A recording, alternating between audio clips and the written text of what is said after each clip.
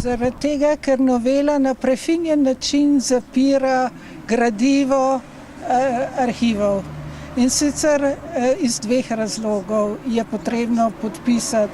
Zaradi tega, ker izenačuje žrtve in storilce, torej ščiti osebne podatke storilcev, ne samo v udbovskem gradivu, temveč v vsem arhivskem gradivu, recimo gradivu pravosodnih organov, Zveze komunistov, Centralnega komiteja in tako naprej.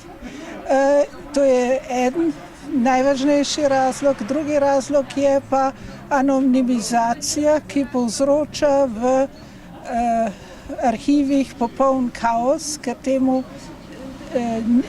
osebje arhivsko ne bo nikoli kos in ker cel postopek za raziskovalce lahko traja tedne, mesece, če pa sproži upravni postopek, ker arhivska komisija ni odobrila vpogleda neanonimiziranega gradiva, lahko traja tudi več let.